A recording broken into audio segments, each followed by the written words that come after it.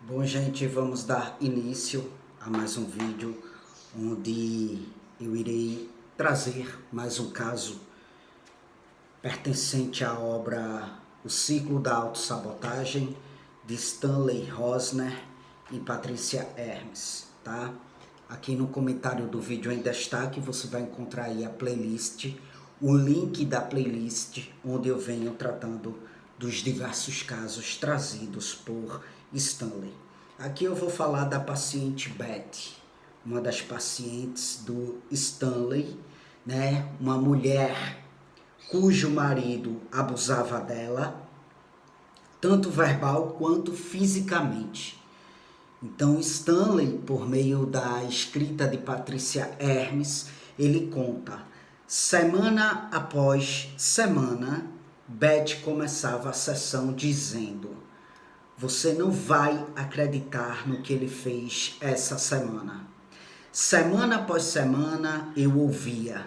Semana após semana ela dizia que não aguentava mais. Semana após semana concordávamos que ela ficaria melhor sem ele. E semana após semana Beth voltava para ele.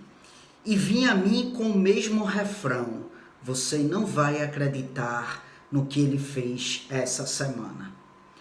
Pouco depois, descobri que, como Betty, eu estava dizendo as mesmas coisas. E percebi que, por algum tempo, eu é que havia me tornado repetitivo. Às vezes eu tinha vontade de chacoalhá-la e gritar: por que você ainda está com ele? Se já disse uma centena de vezes que iria deixá-lo, por que você ainda está com ele? Não consegue ver o que está fazendo? Mas não é assim que a terapia funciona.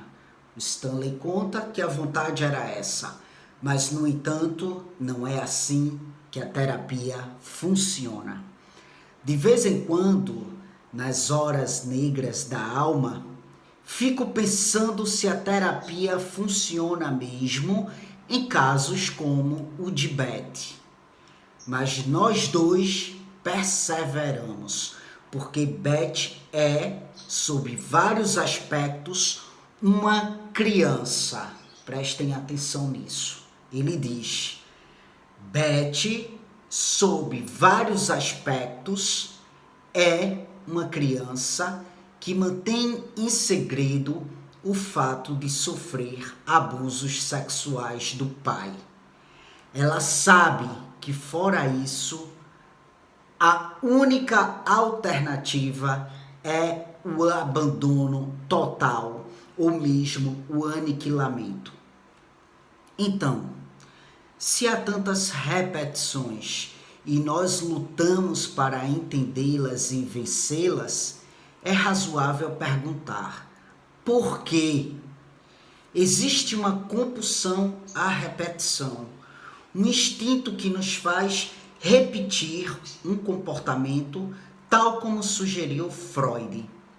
E se é assim, por que existem as repetições autodestrutivas?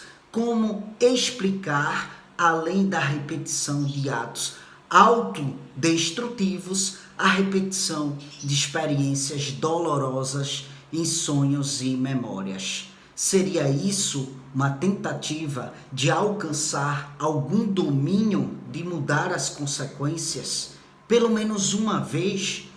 Ou a repetição em si, ainda que dolorosa, oferece algum ganho particular?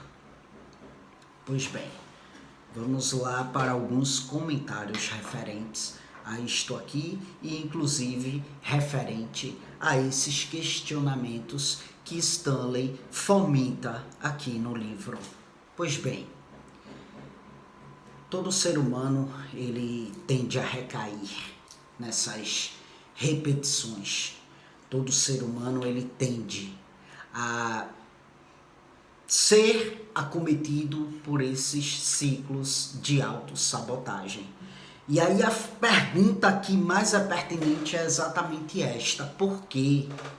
Muitas vezes esse ciclo de autossabotagem traz muita dor, traz sofrimento, né?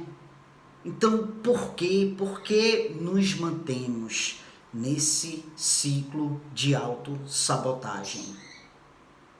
A lógica não seria findar o ciclo, já que provoca sofrimento?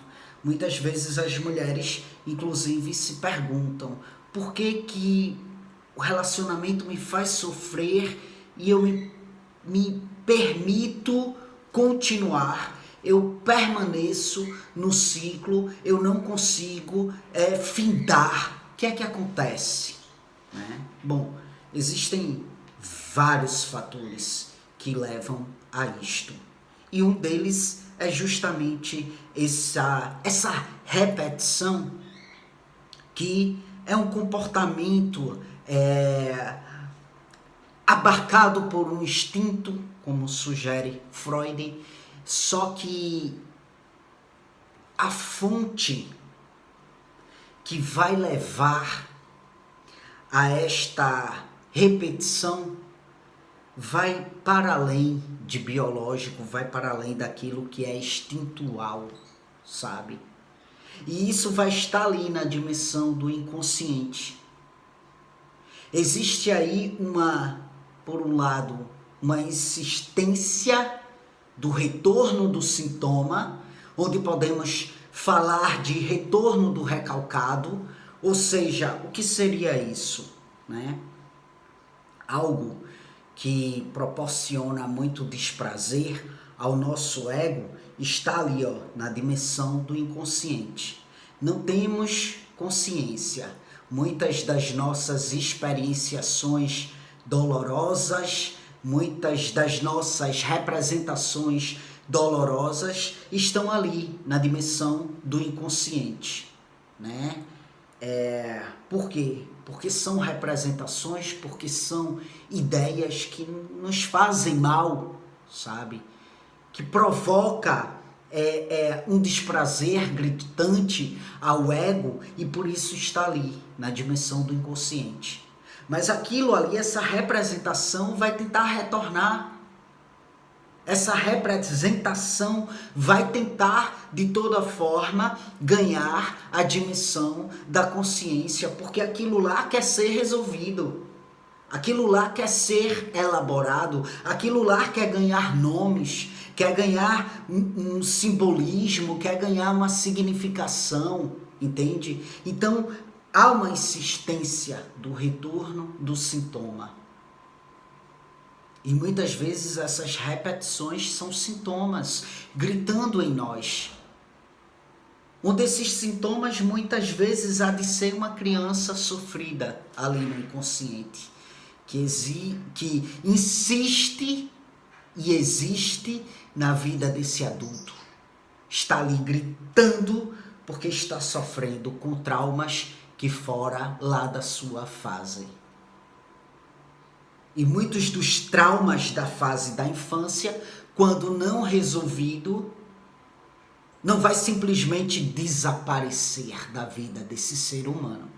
Pode ser esquecido. Pode ser esquecido por uma atitude, por uma ação dos mecanismos de defesa que tem como função defender o ego dos desprazeres, mas aquilo não vai sumir da vida do sujeito. Portanto, vai tentar retornar de todas as formas possíveis. E uma das formas de retornar é pela via do sintoma. E aí temos também o anseio do sujeito em livrar-se desse destino tão custoso, como acontece aqui com Beth. Beth foi abusada sexualmente pelo pai na infância. E aí sabe o que é que acontece? Muitas mulheres que foram abusadas sexualmente na infância, não precisa nem ser pelo pai, por uma figura masculina, né? Tende muitas vezes a se relacionar com homens que têm essa caracterização. E aí você me pergunta, por que, Caio? A gente vai ver decorrer desse livro. Várias situações desse tipo. Por quê, Caio? Por que isso acontece? Porque uma mulher tende a se relacionar com um homem parecido, por exemplo, com seu pai. Porque Beth fora abusada sexualmente na infância e ela se relaciona, né, com um cara que é abusador. Se casa com um cara que é abusador. Ah, Caio, ela não sabia que ele era um abusador. De repente descobriu durante o casamento. Tá, mas e por que não separa? Porque ela permanece, como diz o Stanley, né? Cara, às vezes dá vontade de chacoalhar e dizer, será que você não percebe? Né? Mas por que ela se permanece na relação? Isso é a criança ferida tentando dar conta de retornar àquela fase lá que fora abusada sexualmente pelo pai, para tentar fazê-lo parar, para tentar mudar o seu destino, esse destino tão custoso. E aí ela se permanece em uma relação abusiva, na tentativa de fazer o companheiro parar, na tentativa de fazer o companheiro enxergar que ele está errado, que ele está equivocado. É uma tentativa de salvar esse companheiro de si mesmo, dessas suas atitudes grotescas. Né? A criança ama o pai. Ela não conseguiu esse pai, não conseguiu fazer esse pai parar e reconhecer que isso é equivocado, que ele está errado. E assim, essa criança não conseguiu fazê-lo com que a sua consciência gritasse com ele e dissesse, para, porque é a tua filha. Essa criança não conseguiu resgatar o pai, não conseguiu resgatar a proteção do pai. Essa criança ama o pai. É a primeira figura de amor, de proteção, de carinho. Então, inconscientemente, essa criança vai tentar resgatar esse pai como seu pai, em sua legitimidade, para proteger, para amá-la. Essa criança não conseguiu. Então, a mulher se repete em relações similares na tentativa de fazer com que esse destino seja mudado. E aí ela se permanece, muitas vezes, numa relação abusiva, que é similar, né? Nessa tentativa mesmo de resolver o que ficou mal resolvido. Freud, ele designou o inconsciente como atemporal. Ele designou a transferência como uma revivência de conteúdos infantis, né? E é isso que indica uma permanência da repetição, no tempo. E é por isso que o inconsciente é atemporal, porque ele vai se repetir. Quanto mais conflitos, quanto mais ideias não resolvidas, representações não resolvidas, em sua dimensão, o inconsciente vai se repetir. A criança vai pedir por socorro nesse adulto. A criança vai gritar por intermédio desse adulto, pedindo socorro, pedindo para ser ajudada, protegida, amparada, acolhida. Para Freud, o inconsciente, ele é indestrutível.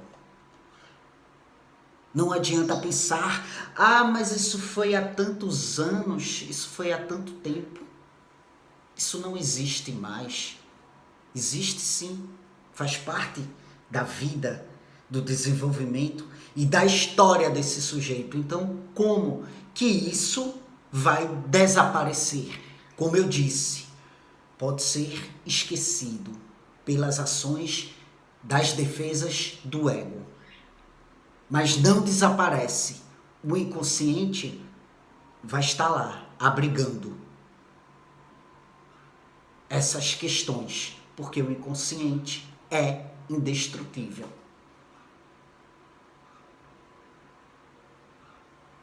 Sabe? E aí, essas repetições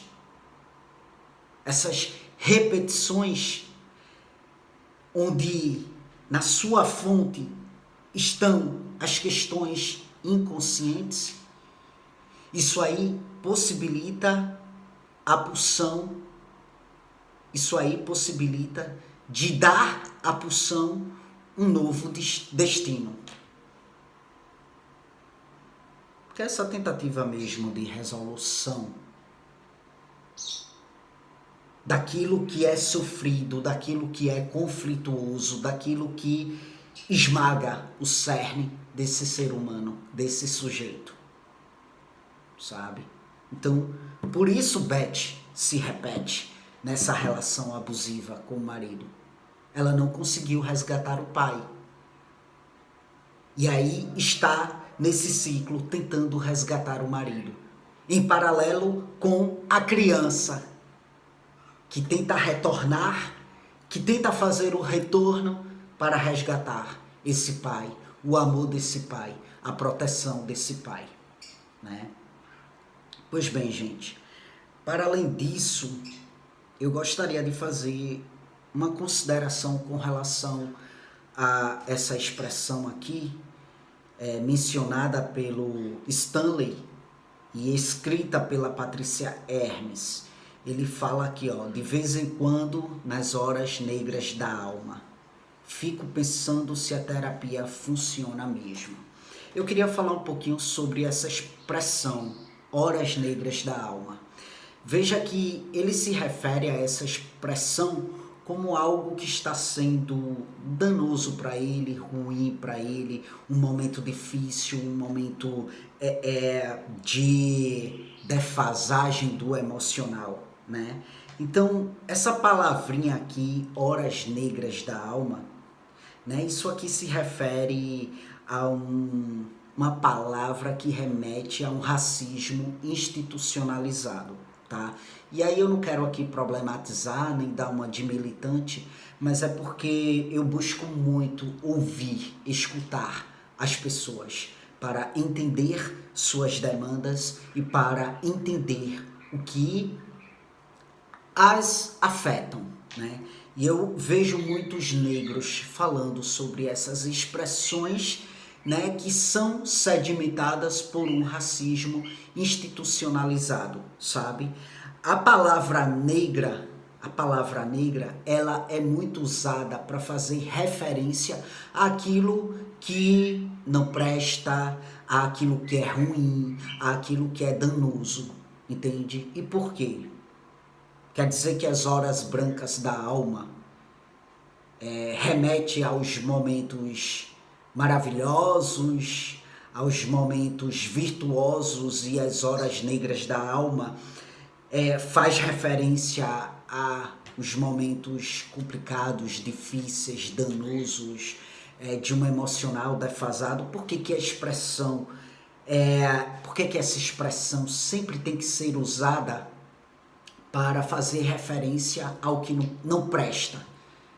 Como, por exemplo, lista negra. E aí você coloca lá naquela listinha as pessoas que você não gosta, que não presta, né? E, enfim, gente, a gente precisa começar a refletir sobre essas questões meticulosas, justamente para desconfigurar um racismo que é tão institucionalizado, entende? Poderia se usar aqui as horas difíceis da alma, as horas devastadoras da alma. Mas por que as horas negras da alma? Aquilo que é negro não necessariamente é algo ruim. Aquilo que é negro não necessariamente é algo danoso. Assim como aquilo que é branco não necessariamente é algo bom. Entende? Então a gente precisa refletir sobre essas questões Isso aqui é um racismo institucionalizado. Então, eu prefiro substituir essa expressão justamente pelas horas difíceis da alma, pelas horas conflituosas, danosas da alma, tá bom? É isso, gente. Pois bem, finalizo aqui mais alguns comentários referentes a esse livro, a essa obra do Stanley, tá bom? E, enfim, aqui no comentário do vídeo em destaque você vai encontrar aí informações adicionais, tá certo? Gente, eu estou atuando como um terapeuta analítico, tá? Eu sou bacharel em psicologia, sou formado em psicologia, mas eu não estou atuando como psicólogo clínico. Eu não estou atuando como psicoterapeuta. Eu estou atuando como terapeuta analítico, terapeuta que trabalha pelo viés da psicanálise, mas não como psicólogo clínico, apesar de ser bacharel em psicologia, tá bom? Então, se você estiver precisando de terapia, se você estiver precisando de um terapeuta, o meu contato vai estar aqui no comentário em destaque. Você vai encontrar aí o meu WhatsApp, onde você pode entrar em contato comigo por meio, desse aplicativo, para que você possa ser favorecido com informações referente às sessões de terapia. É 100% online, exclusivamente online, e aí você pode entrar em contato para obter informações quanto ao valor. Para além disso, eu presto assessoria quanto a assuntos, teorias na dimensão da psicanálise, na dimensão da psicologia. Então, se você está precisando de assessoria quanto a isso, de um reforço para compreensão referente às questões da psicologia, da psicanálise, pode entrar em contato comigo, que eu também presto esse tipo de serviço, que também é 100% online, tá bom? Então, pelo WhatsApp, você pode entrar em contato para obter informações referentes às sessões e aos valores das sessões, tá bom? E, para além disso, eu estou ministrando 3 cursos: psicofarmacologia, metodologia científica e psicanálise lacaniana, tá certo? Então, se você quiser obter mais informações acerca desses cursos, também pode entrar em contato comigo pelo WhatsApp, tá bom? É uma plataforma que você vai ter acesso por meio de um login e você paga por cada curso uma mensalidade de R$50 por mês.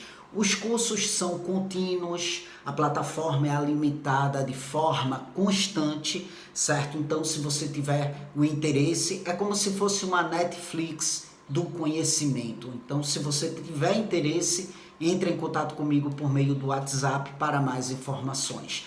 Para além disso, aí no comentário em destaque, você vai encontrar um curso de formação em psicanálise promovido pela Associação Brasileira de Psicanálise, tá certo? Então, se você quiser ser um psicanalista e quiser iniciar um caminho na dimensão da psicanálise, esse curso é muito bom para você. Vou deixar o link aí para que você possa ter acesso à página do curso e assim as informações pertinentes referentes ao curso, tá certo? Para além disso, você encontra aí no comentário em destaque meus demais canais aqui no YouTube, tá bom? Bem como o meu Instagram. É isso, gente. Obrigado pela atenção de vocês e até as próximas gravações.